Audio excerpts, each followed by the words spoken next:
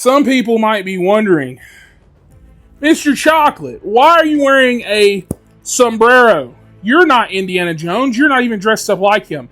And I'd like to tell that person, no, it's not for racist purposes, but because I don't have a hat that fits my head. So, for the 45th anniversary of Indiana Jones, I thought, who cares about hats? Who cares about whips? That's why we're using this belt as my whip, because I want to do something special for my boy, Indiana Jones, for the 45th anniversary of Raiders of the Lost Ark. So we're covering every single, not every Indiana Jones thing, but every single mainline film in Indiana Jones history. I think that's, what are we at, five films, potentially. 5 films. We're covering them all in the desert landscape, if my green screen works correctly. And we're doing so for the 45th anniversary of Raiders of the Lost Ark. And so without further ado, I introduce you to the Jones Journal.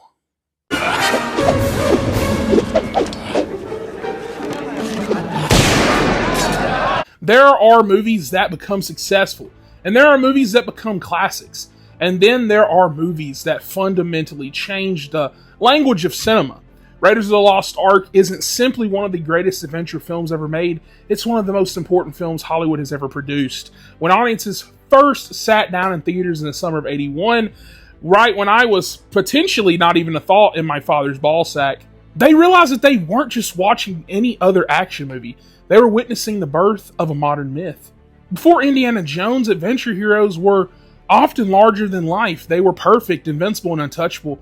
But Mr. Jones himself gets punched, shot at. He's terrified of snakes, and he makes mistakes. Don't hate the player, hate the rhyme. 45 years later, Raiders of the Lost Ark remains one of the greatest cinematic adventures put on screen. It is the gold standard for every treasure hunting movie. Every globe-trotting action film and every reluctant hero owes something to this film. Without Raiders, there's no National Treasure, no Mummy, no Uncharted, no Tomb Raider, not even my boy Nathan Drake. No modern blockbuster hero quite like the ones we know today. But what makes Raiders of the Lost Ark endure over the years is just that it has a charm to the action. There's also a craftsmanship that you can tell behind the storytelling, the mythology, and the deeper themes hiding underneath all the excitement. So today, for the film's 45th anniversary, we're diving deep into the movie that started it all. So this is episode 1, as I've already said before, of the Jones Journal. So let's get into the creation of a legend. Before we even discuss the movie itself, we have to talk about where Indiana Jones came from. The character was born from the imaginations of 2 young filmmakers who were about to change Hollywood forever. You had George Lucas and Steven Spielberg, and the story has kind of become legendary because Lucas had just finished Star Wars, Spielberg had just finished Close Encounters of the Third Kind, and wanted to direct a James Bond film. Lucas responded by saying that he had something better in mind. He had an idea inspired by the old adventure serials he loved as a child. Cliffhangers, ancient temples, Nazis, treasure hunts, exotic locations, and a hero who always seems one punch away from disaster, but of course he never meets his end. And that hero became Indiana Jones. The result wasn't merely a tribute to old serials, it became the definitive action film. Ironically, it was surpassing the very inspirations that created it. The opening sequence of Raiders of the Lost Ark might be one of the greatest openings in film history. Not because of spectacle, but because of storytelling. When you really think about it, we know absolutely nothing about Indiana Jones, when the film begins. Yet, within 10 minutes, we understand everything we need to know. The jungle's thick, mysterious, group of men slowly navigate dangerous terrain, one man is emerging from the shadows, fedora, leather jacket, bullwhip, silhouette, instant icon. Spielberg deliberately hides Harrison Ford's face. He's creating a myth and creating his own mythology. Indiana Jones isn't introduced as a man, he's introduced as a legend. As the group ventures deeper within the Peruvian temple, the dangers are starting to increase. You got poison darts, ancient traps, collapsing pathways, and every step feels more and more deadly. Then we arrive at the Golden Idol, one of the cinema's, I feel like, most famous images, if you would. That image is everywhere. People recreate that scene all the time. So then what does Indiana Jones do? He carefully swaps the idol with a sandbag, and for a moment, success, but then disaster. The temple erupts, walls collapse, traps trigger, everything goes wrong. It's brilliant because it immediately establishes a key truth about Indy. He's talented, he's knowledgeable, but he never completely is in control. He's not a Superman, he's surviving by instinct. And then comes the giant boulder scene, a sequence so iconic that people who have never even seen this film know exactly what this is from. The genius isn't the boulder itself, it's what it represents. Adventure is literally chasing Indiana Jones, and he cannot stop moving. If he does, he's going to die. And that becomes a central philosophy of the entire franchise. Just when Indiana escapes the temple, we meet one of the most important characters in the entire series, Belloc. And Belloc is fascinating because he isn't the opposite of Indiana Jones. He is Indiana Jones, just without limits. Belloc understands archaeology and he understands history and ancient cultures. The difference is morality. Indy clearly wants discovery and Belloc wants ownership. Indy wants knowledge and he wants power. Throughout the movie, he functions as a mirror. Every time Indiana looks at Belloc, he's seeing what he could be if ambition replaced conscience. This dynamic gives the film surprising depth, and the real battle isn't Indy versus the Nazis, it's Indy versus corruption. After all the excitement, Spielberg immediately slows things down, and we arrive at Marshall College. And suddenly Indiana Jones isn't an action hero, he's a professor. It's one of the smartest creative decisions in the film because it makes him feel very real. By day, he's teaching students. By night, he's dodging death traps and bullets. And those two worlds constantly clash throughout the series, and the intellectual and the adventurer and scholar and warrior definitely keep on causing some kind of havoc in his life. The film's central artifact isn't random treasure, it's the Ark of the Covenant, one of the most sacred objects in religious history. According to biblical tradition, the Ark contains the tablets of the Ten Commandments, God's covenant with humanity. And the power associated with it is immense. Entire armies fear it, nations respected it. The Ark wasn't merely valuable, it was divine. And I feel like this is what elevates Raiders above a simple treasure hunt. The object being pursued isn't gold, it's faith and history. And definitely power beyond human understanding, and everyone in the movie views it very differently. The Nazis, of course, see it as a weapon, Belloc sees glory, government officials see an asset, and Indiana just wants knowledge. But none of them truly understand what they're dealing with, and that's the entire point. Then that's when we see Ravenwood, one of the greatest action heroines ever written. When we first meet her in Nepal, we actually see a lot of this with the drinking. And it's a fantastic introduction. She's tough, independent, resourceful, and completely capable of surviving without Indiana. In many adventure films, this era, female characters existed primarily to be rescued. And I feel like Ravenwood kind of goes against that grain. She argues, contributes, survives. And perhaps most importantly, she challenges Indiana. Their relationship is very messy and complicated, if you would, and filled with unresolved history. That is what makes it feel authentic and like a real relationship. They aren't romantic partners, they're two stubborn people constantly colliding. From here on out, the film becomes a globe-spanning chase. Nepal, Cairo, ancient ruins, secret chambers, buried mysteries. Every location feels very alive. And modern blockbusters often rely heavily on digital environments nowadays. But Raiders feels tangible. Dust fills the air. Stones have some weight. Buildings actually feel ancient, and you can practically smell the environments they film these in. Physical authenticity makes this movie really, really awesome to rewatch. And 45 years later, it still looks incredible. If the opening temple established fear, the Well of Souls perfects it. Indy's greatest fear of snakes is already established, and now Spielberg weaponizes that fear because thousands of snakes are everywhere, covering floors, walls, statues, and the sequence is very brilliantly filmed because it forces Indiana to confront his weakness. Heroes aren't defined by lacking fear, they're defined by moving forward despite that fear. And Indiana is clearly disgusted, panicked, whole 9 yards, whatever you want to call it, but he has to keep moving because someone has to. We then arrive at arguably the greatest action sequence ever filmed. For these movies, the truck chase. Even today, it remains astonishing because there's no CGI, clearly, no digital doubles, just practical and filmmaking mastery. Indiana rides a horse alongside a moving convoy. He jumps on board, gets punched, dragged beneath the truck, and climbs back up and continues fighting. And the sequence works really well because every hit feels very painful, and every victory feels earned, and every second feels dangerous. And most modern action films are often overwhelming in a lot of those departments, especially when it comes to giving audiences a lot of scale. Underneath all the adventure lies a fascinating theme that humanity's obsession with controlling things greater than itself continues to happen.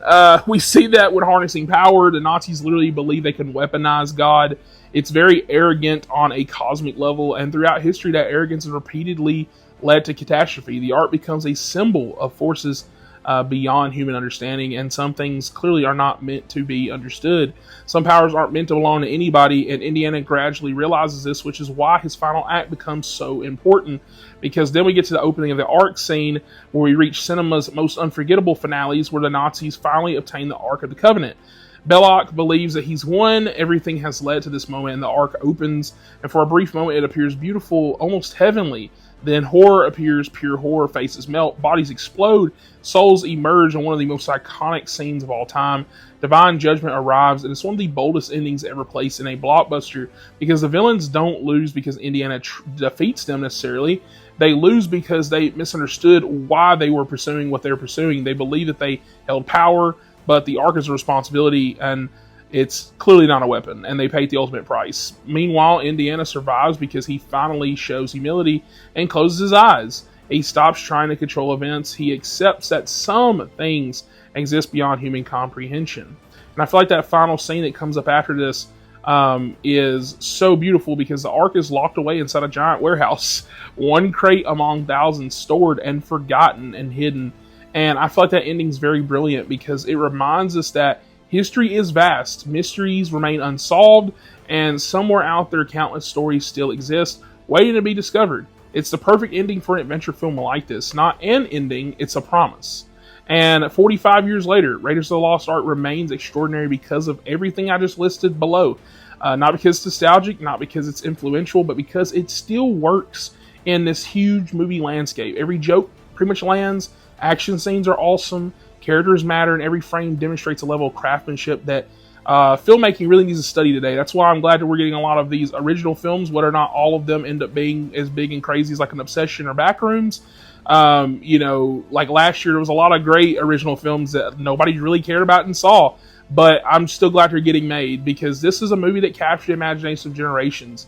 It's a reminder that the greatest adventures aren't about treasure, they're about discovery of history, purpose, and who we are and who we become when we're forced into the unknown. And that's why I think 45 years later, Indiana Jones is still picking up that fedora, and why I feel like we're still following him as a character.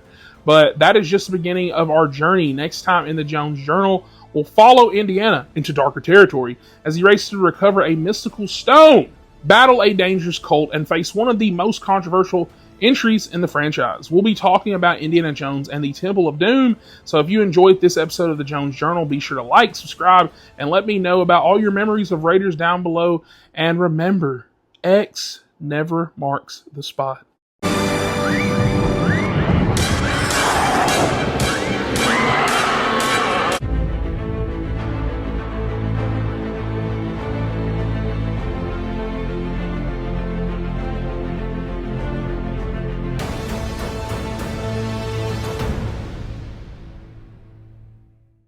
Hello there. Yes, we are back in this sombrero again. Watch part 1 if you're confused to why we are wearing this. So let's get it. Let's go. When Raiders of the Lost Ark became a worldwide phenomenon, audiences naturally expected more adventures from Indiana Jones. What nobody expected was for the sequel to go in the exact opposite direction of what made the first film feel safe.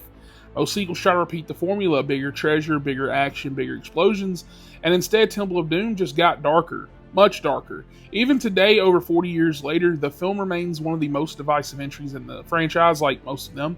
Some fans consider it the weakest of the original trilogy, others consider it one of the most entertaining adventure films ever made. And what's really fascinating is that I feel like time has been incredibly kind to this film, because while it may not have been the perfection of Raiders, it arguably contains the most ambitious filmmaking Spielberg ever attempted with this franchise. This is a film about fear, greed, corruption, and innocence being stolen, and ultimately about redemption itself. It's a movie that is also pushing Indiana Jones further than perhaps any other entry in the series, because unlike Raiders, where Indiana is pretty much just mostly reacting to events happening in front of him, the events of Temple of Doom are transforming him completely. The Indiana Jones we meet at the beginning of this story isn't quite the hero we leave behind in the end of the last film, and that's what makes this movie so interesting to revisit. So the first thing the audiences noticed in '84 was that this wasn't trying to be Raiders. The movie opens with an archaeology not a mystery or anything like that, not with ancient temples, but with a musical number. It's one of the boldest opening choices Spielberg ever made, and we're transported into the glamorous club Obi-Wan in Shanghai, where singer Willie Scott performs Anything Goes in Mandarin. Immediately the tone feels different. It's more chaotic, more colorful, more unpredictable than Indiana Jones arrives at the scene.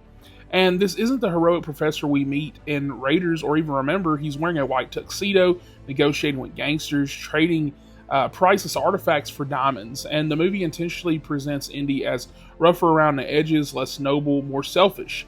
Because this is actually, surprise, surprise, a prequel to Raiders. Chronologically speaking, this story takes place before that first film. And Spielberg uses that fact to show us a younger Indiana Jones who hasn't yet become the hero that we know. And the deal quickly falls apart. Poison enters the equation, a frantic search for antidote begins, guns come out, tables collapse, chaos erupts, and within minutes of this film, we're thrown into one of the most entertaining action sequences of this entire franchise. What I feel like follows is pure adventure serial insanity. Indy, Willie, Short Round, three characters who could not be more different. Fleeing Shanghai aboard an airplane that quickly reveals itself to be a trap, the pilots abandon the aircraft, steal the parachutes, and suddenly our heroes are thousands of feet in the air with no way down. It's pretty ridiculous and over the top, but it's absolutely perfect for the tone of this film. Then comes the inflatable raft sequence, a moment that completely abandons realism in favor of pure cinematic fun. The raft crashes through the mountainside, slides down snowy cliffs, drops into a river, and somehow everyone survives. And it's the kind of thing that critics often point to as evidence of the movie's absurdity, but honestly, that's part of the charm all these years later. This isn't trying to be realistic. It's embracing the spirit of old adventure serials where heroes escape impossible situations every single week. One of the smartest decisions in this film is the introduction of Short Round, because beneath all the action spectacle, he is the emotional core and center of this movie. Short Round immediately brings something new to the franchise, and unlike most sidekicks, he's genuinely useful. He drives, fights, and helps solve problems. He repeatedly saves Indiana Jones' life in this film, and perhaps most importantly, he humanizes Indy. In Raiders, Indiana often felt larger than life. With Short Round, we see another side of him, a protective side, caring side, and almost father-like side. The relationship feels authentic because Indy genuinely cares about him. Now, after surviving the plane crash, the trio eventually arrives in India, where they encounter a village suffering from a terrible curse. Children have disappeared. The sacred Sankara Stone has been stolen. Hope has vanished. What is interesting here is that Indiana does not care. He's focused on fortune and glory. And fortune and glory. It's his motivation, his driving force, his flaw in this film. And the village elder even asks for help, and the villagers believe supernatural forces are involved. Indiana remains skeptical, but eventually agrees, and without realizing it, he begins the journey that will change him into who we know in Raiders. The arrival at Pankot Palace is one of the most memorable sequences in this franchise because everything feels wrong. The smiles all seem forced, atmosphere is pretty uncomfortable, and the palace feels haunted. And then we get one of the strangest dinner scenes ever put on film because there's a snake surprise, beetles, eyeball soup, chilled monkey brains, and the scene has become quite legendary, partly because it's pretty disgusting, and partly because it's pretty funny, but mostly because it creates a sense of unease that something deeply is going on here that's wrong. Except perhaps Willie, who is too busy being horrified by everything that's around her. Now let's talk about Willie Scott, because she's often receives, I feel like, unfair criticism. Many people directly compare her to Marion from the first film, and honestly I feel like that's a mistake because Willie isn't supposed to be her. She's the complete opposite. Marion charges into danger, Willie runs from it. Marion punches people, Willie screams, and Marion embraces adventure while Willie hates every second of it. And I feel like that's exactly why she was created to do this. You know, she is the audience. Most of us would react like Willie Scott, terrified, confused. We don't care about fortune and glory. Her reactions often provide comic relief because unlike Indy, she does not belong in this world, much like the audience. Now, eventually the mystery does unfold. The missing children, stolen stones, the secret tunnel, the hidden cult, and everything leads beneath this palace. And what Indy discovers is pretty horrifying. We have a cult, human sacrifice, slavery, dark rituals, whole 9 yards. The movie suddenly transforms into from an adventure story to like a horror film. This is where Temple of Doom separates itself from any other Indiana Jones film because it gets unsettling. Imagery kind of stays with you, the fire, the chanting, the cages, the darkness. Even decades later, I feel like these sequences still remain quite disturbing for this franchise. And I feel like that's exactly what Spielberg intended and why he's still one of the best directors of all time. Now, we see that unlike Belloc, who represent greed and raiders, Mola represents corruption, pure corruption. I feel like he's one of the most intimidating and also underlooked villains, because he's not doing this for politics or anything like that. He's doing this for control and fear. I feel like his infamous heart removal ritual remains one of the most shocking scenes Spielberg ever directed, not because of the gore in the scene, but because of the atmosphere. Everything feels wrong, and it starts to feel like we're in the wrong film. The chanting, the music expressions, and for perhaps the first time in the franchise, Indiana Jones encounters something that's actually truly evil. Because greed's one thing, you're wanting money, but this guy is completely evil. Then we reach one of the most important scenes in this film and the Jones saga, is that he drinks the blood of Kali, and suddenly he becomes everything he fights against, controlled, corrupted, consumed. It's pretty symbolic, and the movie literally shows us what happens when someone pursues fortune and glory without morality. The darkness takes over for a brief period. Indiana becomes the villain. And what's fascinating is the person who saves him isn't Willie. It is an adult. It is Short Round, using fire, using love, and using loyalty. Short Round reminds Indy who he is. And that moment is very, very impactful to even me just watching this film again. Because he ends up getting defeating it, or this evil, by rediscovering himself. After breaking free from the cult's influence, of course, the children are free. And at the beginning of the film, he wanted treasure. Now he wants to save these children. And the treasure does not matter to him. And that's what I think works so well with these films, is that it's always more about the journey than the destination. Then we get to the minecart chase. It is so fun. The speed, the editing, the music that Spielberg uses, and the practical effects, of course. Everything works in this scene. Even today, but it still remains exhilarating. What makes it special is that it's easy to follow. Modern action films often, show a lot of visual chaos, a lot of crazy colors nowadays. But we know exactly what's happening here and what's at stake, and I feel like that's masterful filmmaking. Then we get to the bridge, and this is the climax of the film, the rope bridge, one of Indy's greatest moments. Trapped between enemies, outnumbered, outgunned, no escape. And what does he do? He cuts that bridge. It's a classic Indiana Jones solution, dangerous, crazy, but brilliant. And the sequence perfectly captures who he is. Someone who is willing to risk everything for the right reason. And when the Sankara Stones finally burn Mola Ram's hands and return to their rightful place, the film completes its central message. Power cannot belong to those who seek it so sensely like he did. Looking back 42 years later, Temple of Doom remains one of the boldest blockbuster sequels ever made, because it didn't play it safe, it didn't repeat Raiders, it took risk, and some worked. And I feel like some didn't, clearly, but the movie has an identity entirely its own. It's darker, stranger, more horror-oriented, more character-focused. And while it may never be as universally loved as something like a Raiders, it gives Indiana Jones something invaluable: character growth. Without Temple of Doom, Indiana remains a great character, but because of Temple of Doom, he becomes a complete one.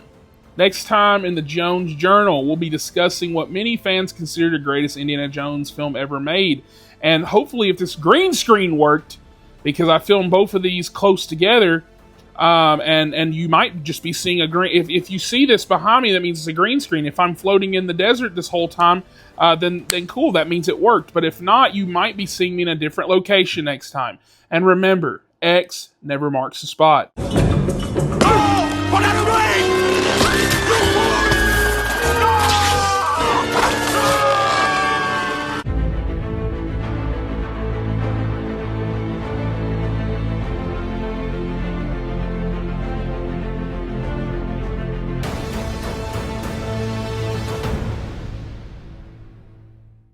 Welcome back. So, there are clearly great sequels out there. A lot of great sequels. There's also great trilogies. And then there are movies that somehow manage to be both a great sequel and a perfect ending.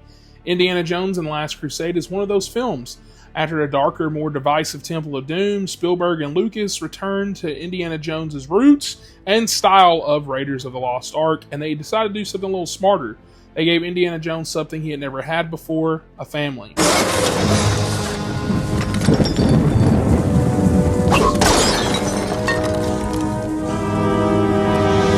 Because for all the treasures Indy chased, for all the temples he explored, for all the mysteries he uncovered, he never truly understood that the person closest to him was his father.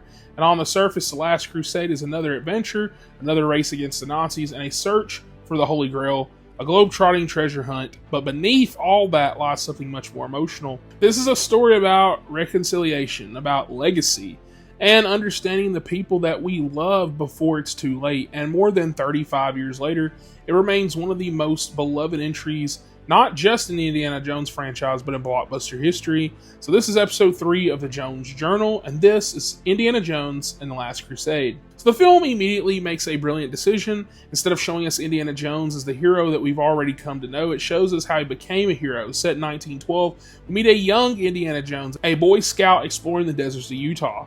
And from that very beginning, he's already Indy. He's very curious, very fearless, and also, as we know of him, very stubborn. Bring the sheriff. It's only a snake. Did you hear what I said? He's unable to walk away from injustice, and when he discovers grave robbers stealing the cross of Coronado, he does what Indiana Jones does best. He gets involved, even when he probably should not get involved. And what follows is one of the most entertaining prologues in the franchise, because you get a horseback chase, a circus train, dangers around every corner, and within minutes, Spielberg explains almost every iconic aspect of his character: the fedora, the scar on his chin, and his fear of snakes. Even the philosophy behind his life's work, because he even says it belongs to the museum. That single line becomes a foundation of everything Indiana Jones stands for: not possession, preservation. History, of course, belongs to everyone, not just the powerful, not just the wealthy, and not some crazy cult as we saw in the last film. It belongs to everybody. It's a perfect introduction because it reminds us that Indy didn't become a hero overnight, and these values were with him from the very beginning. Then that's when we meet the most important new character in this franchise, Henry Jones Sr., played by Sean Connery himself. And I feel like this is one of the greatest casting decisions that's ever been made. Sean Connery, when he appears in this film, the movie completely changes, because suddenly Indiana isn't the smartest man in the room anymore. For the first time, someone can challenge him, correct him, and even embarrass him. And that someone is, of course, his father. Their relationship is very fascinating because you've never really heard of him until this film. Neither man also really understands the other. Indy sees his father as emotionally distant, a man more interested in books than family, and Henry sees Indy as very reckless and impulsive. He's a brilliant scholar, wasting his potential. And both are kind of right. I feel like that's what makes this conflict feel very authentic, because they're not necessarily enemies, they're family, which is often far more complicated, as you probably know. Every Jones film revolves around a legendary artifact. This time, instead of the Sankara Stones or Ark of the Covenant, it's the Holy Grail, the cup used by Jesus Christ during the Last Supper, perhaps the most famous relic in human history. What makes the Grail different from previous artifacts is what it represents, because the Ark, of course, is power, the Sankara Stones were, of course, faith, and the Grail is immortality, because the promise that death itself can be defeated is pretty tempting. That temptation leads humanity throughout history, as we see a desire to live forever, to avoid some type of loss, or even escape mortality. It's not necessarily just a treasure like usual, it's the ultimate temptation, and every major character in the movie responds to it very differently. Like Raiders, the villains are Nazis, but this time they feel very different. In Raiders, they were pursuing power, and in Last Crusade, as I said before, they're pursuing eternity.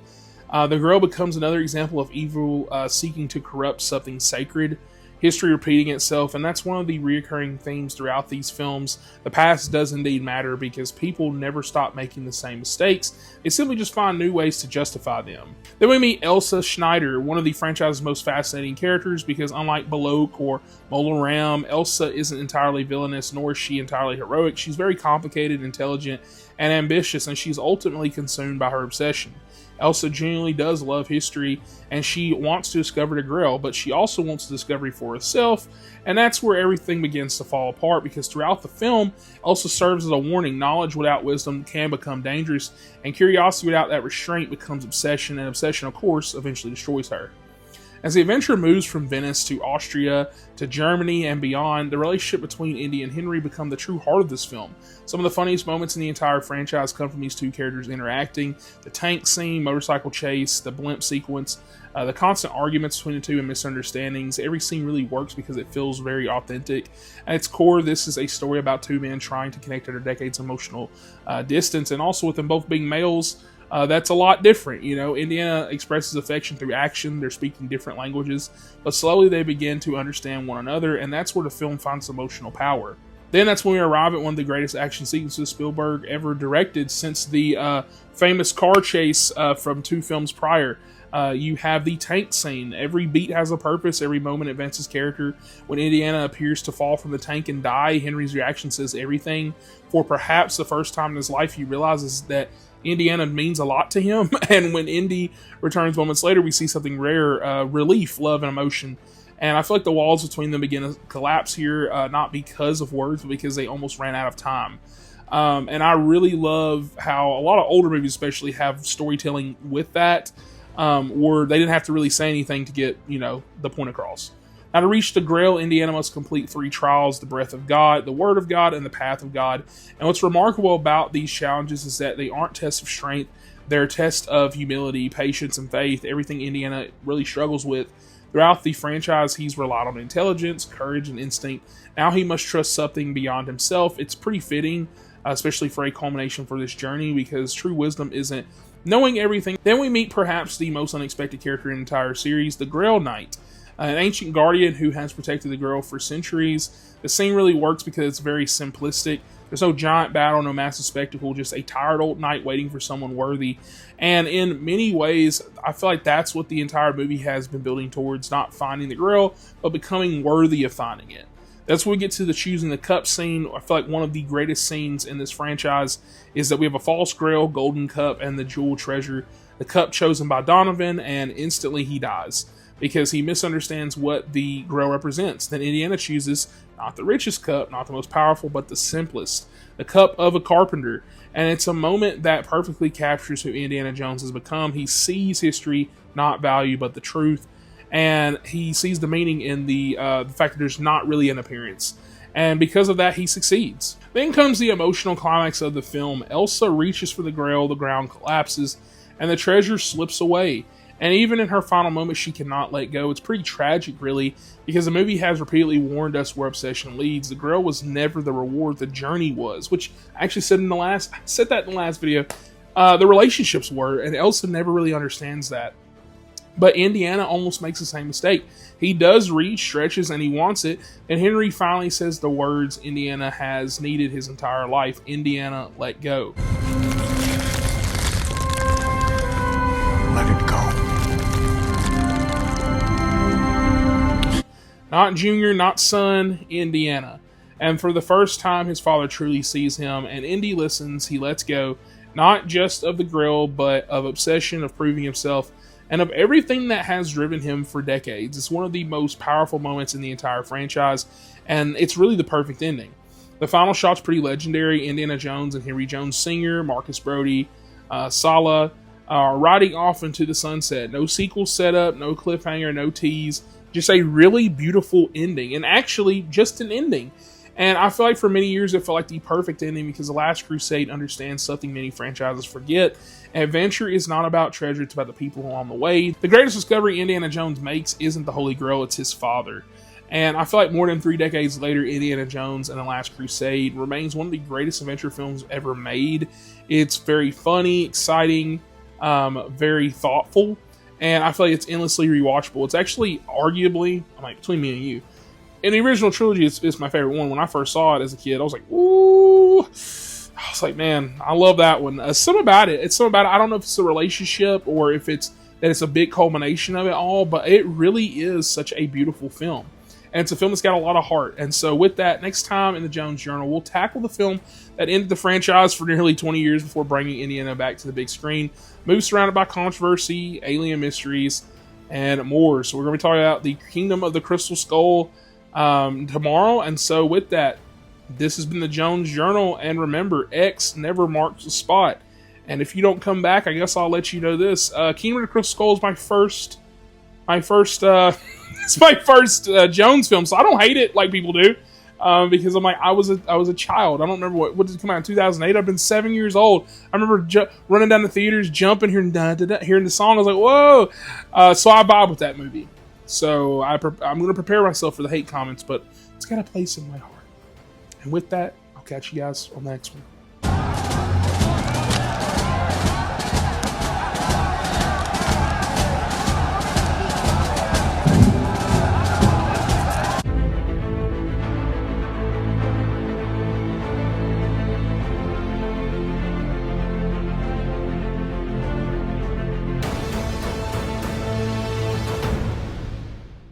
Welcome.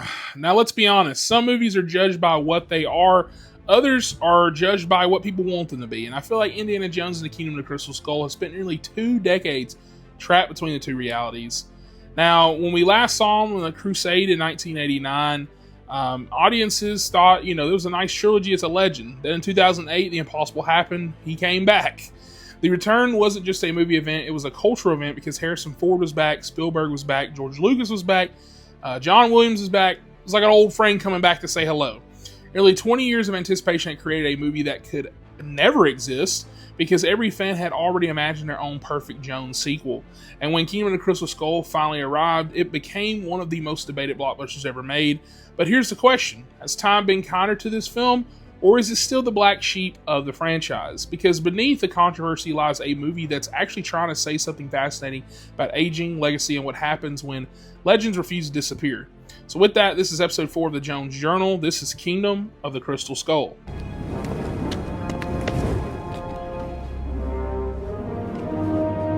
Now, this is my first Indiana Jones movie. I was 7 years old.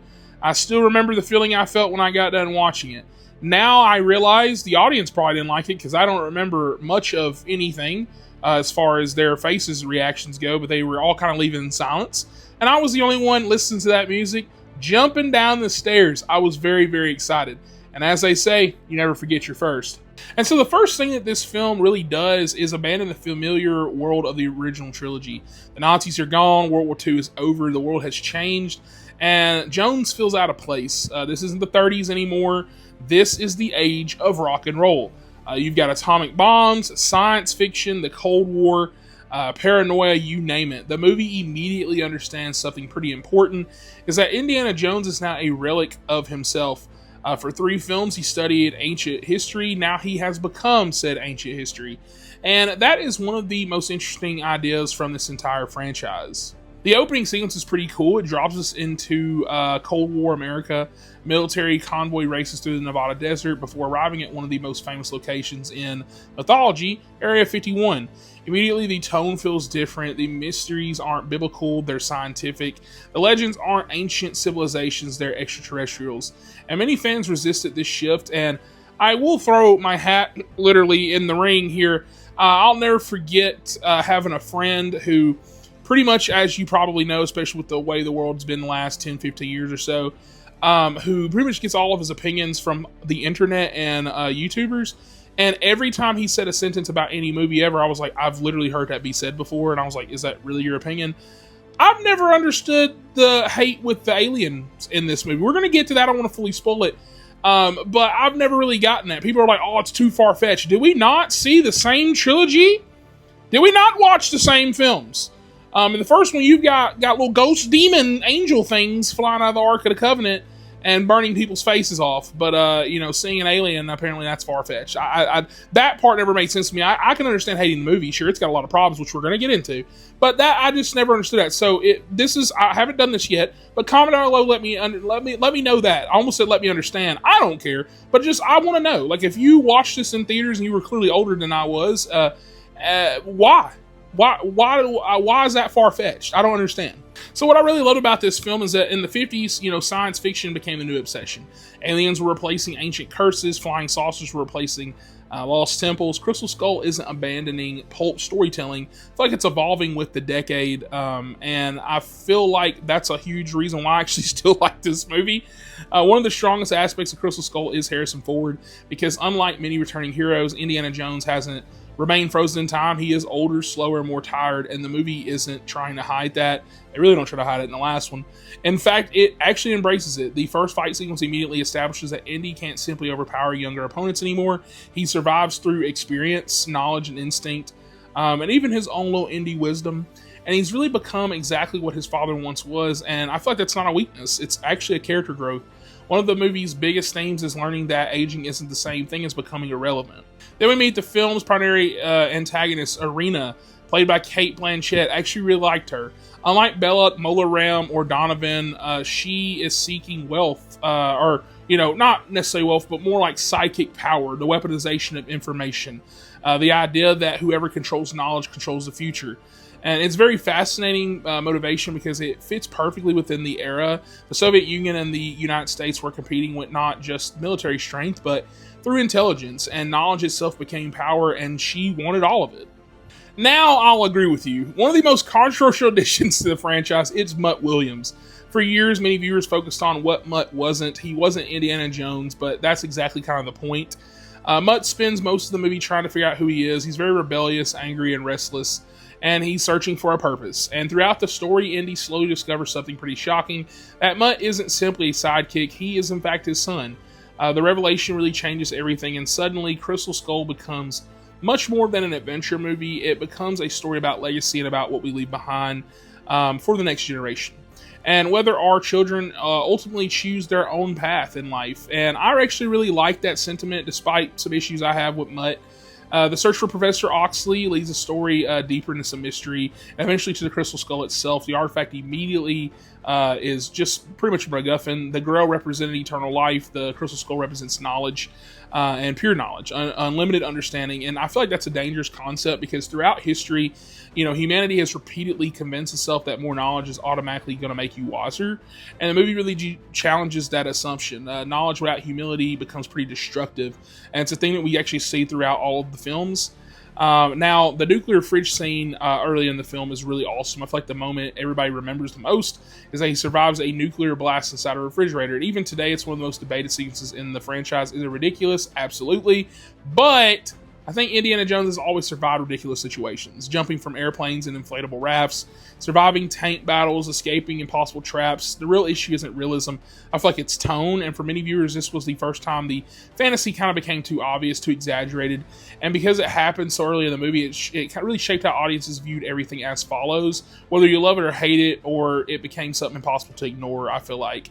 One of the movie's greatest strengths arrives when Marion Ravenwood returns. Suddenly, the chemistry that made Raiden's return, or made Raiders really special, returns as well. You've got that sarcasm, the affection. I feel like it all really works because unlike many legacy sequels, Crystal Skull understands that nostalgia really works when it's attached to a character. Marion isn't there simply because audiences remember her. She's there because she does matter. Her return grounds the movie emotionally and reminds Indy of the life that he never could quite figure out. Eventually, the adventure leads to the lost city of, was it Akator? I can't remember. Ancient mysteries, interdimensional beings. We got a lost civilization here. And the deeper that Indy travels, the more the movie asks a question that's actually been pretty present throughout the entire franchise. What if every legend had some grain of truth? Which actually, personally, I believe in that as well. I think that's really cool. Crystal Skull uses science fiction, but the core idea remains the same. Humanity confronting something beyond its understanding might be a little too much for you. So just like Belloc, Donovan, Mola Ram, the villain ultimately falls because of obsession. She demands ultimate knowledge and receives all of it, all at once. And the result destroys her. And it's a pretty fitting ending because Indiana Jones has always been without, his limits. And the villains consistently fail because they try to accept said limits and because they want more power, control, knowledge, and they pay the ultimate price. Very similarly to the original film.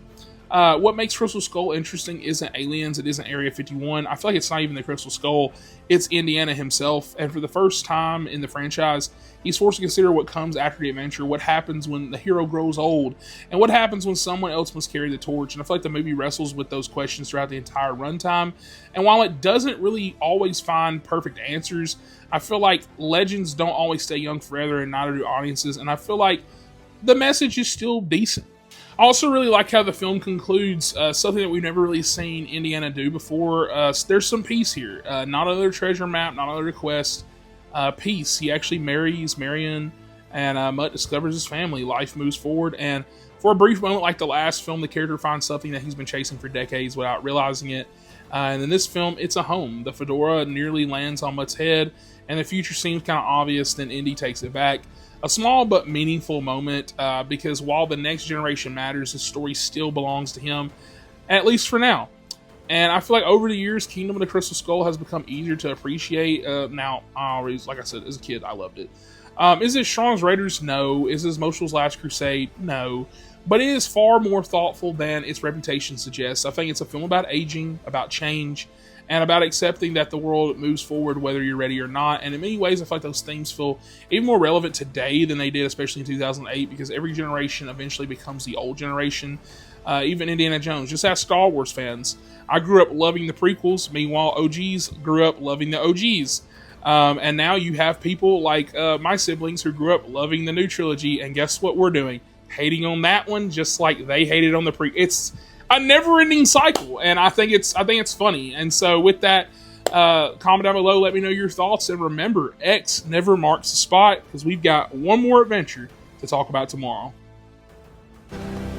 Like a broom to the footprints.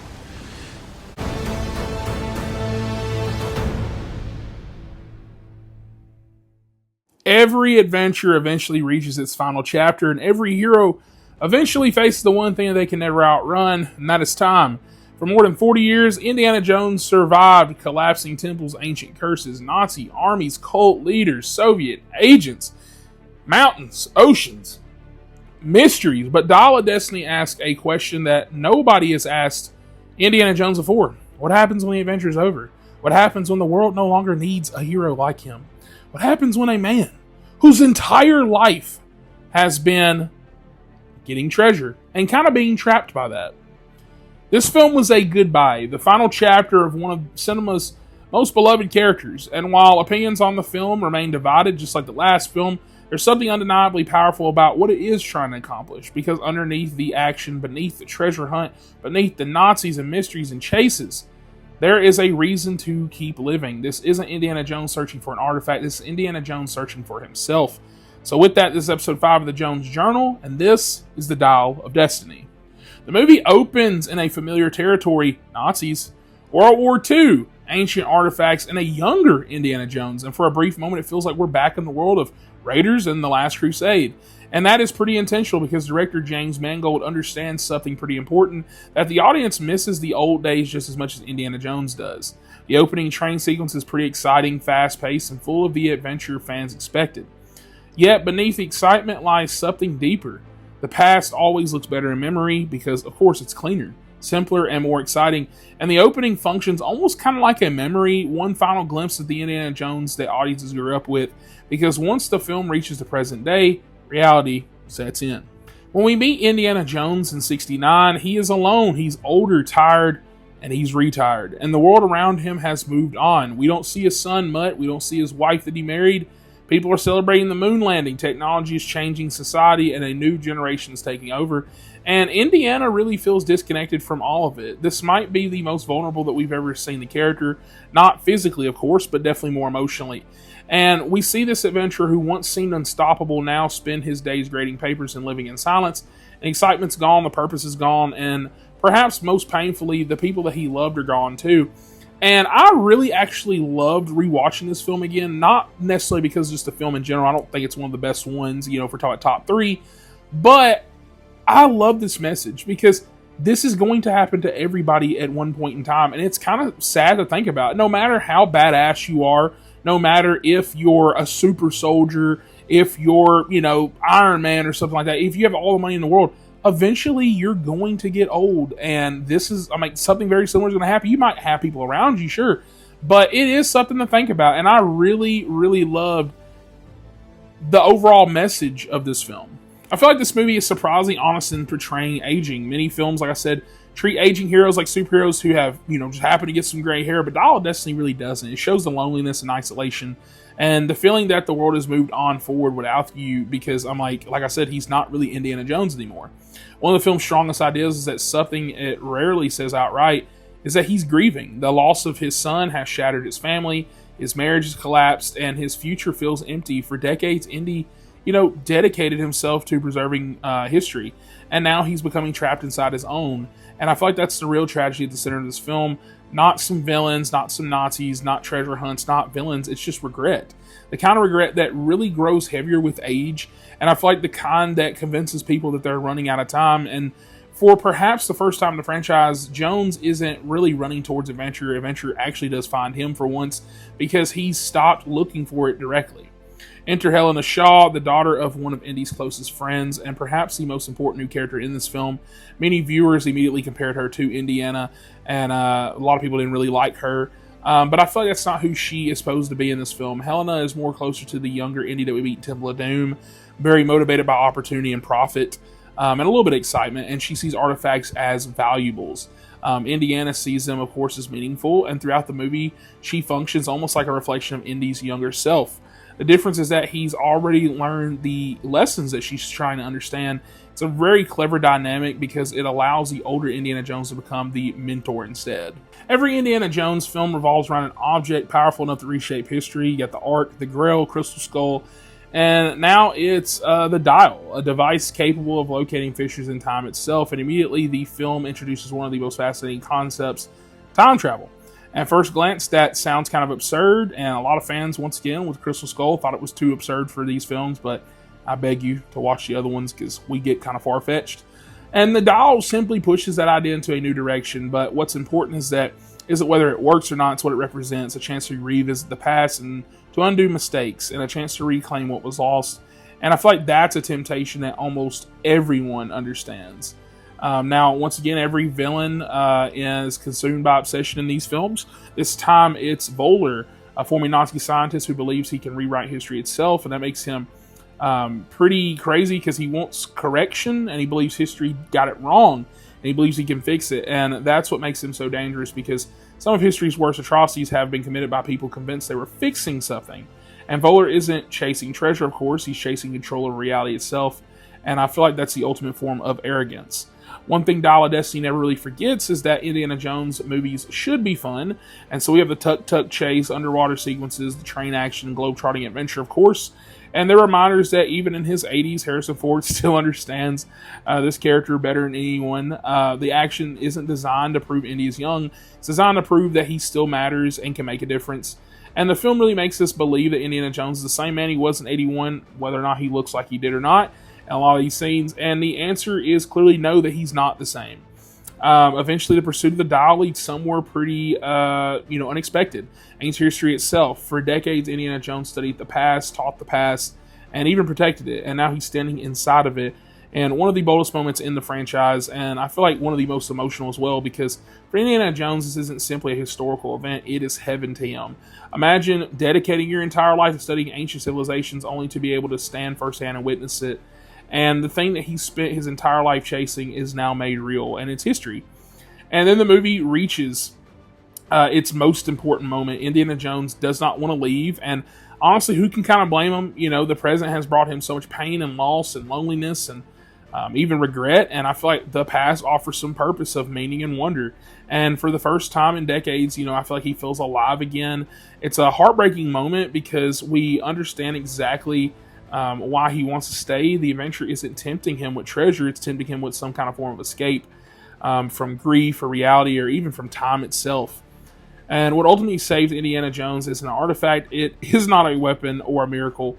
It is Helena. She understands something Indy has forgotten, that life is not about living in the past, it's about continuing forward, no matter how painful that might be.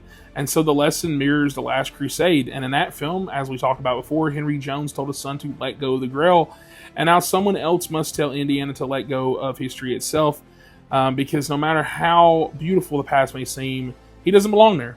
He belongs here in the present with the people who still need him. And I feel like when Indiana returns home, something remarkable happens. Not a giant action sequence, not a final treasure or another mystery setup, reconciliation, is that Marion returns, and suddenly everything the film has been building towards becomes pretty clear. The adventure was never about the Dial. The adventure was about healing. For decades, Jones searched the world for priceless artifacts, but the thing he truly needed was waiting for him, and that was family and love, much like the last film. And the ending feels very small compared to the previous finales, and I think that's exactly why this film works. No film could ever satisfy 40 years of expectations. I feel like that's an impossible task. But I feel like Dial of Destiny accomplishes something more important, that it gives Indiana Jones an ending. Not a perfect ending, and I know we've had endings before in this franchise, but it's an ending rooted in themes that always define the character, whether that be history, loss, or even discovery. And now ending here ultimately at hope, because Indiana Jones was never really about finding treasure. It was about the people that we become while searching for it. And I feel like looking back across all 5 films, it's pretty remarkable that for the 45th anniversary of Raiders, that even in Raiders, he was, a treasure hunter chasing treasure. And in Temple of Doom, he learned compassion. Last Crusade, he found his father. Crystal Skull, he faced aging. And Dial of Destiny, he confronted time itself. I feel like few blockbuster heroes have achieved so much, and fewer still have, been allowed to grow old. And I feel like that's what makes it special, because Indiana Jones is not, he's flawed, he's brilliant, he's not a superhero, and he's endlessly curious. And just like the people who love these movies, I feel like this was a perfect finale. And that brings us to the end of the Jones Journal. 5 films, more than 40 years of adventure, countless treasures, countless memories, and one of the greatest characters ever created. Whether your favorite is Raiders, Temple of Doom, this film, Last Crusade, Crystal Skull, no denying that this has had an impact on cinema, because legends come and go, but some adventures last forever. And so with that, until next time for another series, which, spoiler alert, we're actually having one next month where, I'll go and tell you, we're talking about Back to the Future for its anniversary. And so I'm very, very excited for that. I got some ideas planned for that and stuff. But I hope that if you did watch all 5 of these, you enjoyed this. I've had such a fun time revisiting all these movies because, I talk about people being negative and stuff like that. And like I said, and even in the last video, you can like what you like and you dislike what you dislike. But it's something about these movies. I there's problems with them, sure, especially like in the last 2, but I just love them, man. Like, I just had such a fun time rewatching all these, sitting down at once, watching every single one of these, and it's something special. I don't know if it's because it's my favorite Harrison Ford projects or not, but I just really had such a great time with these films, and I hope that you enjoyed the deep dives and the last book that we have read, quote unquote, of the Jones Journal. And remember, X never marks the spot.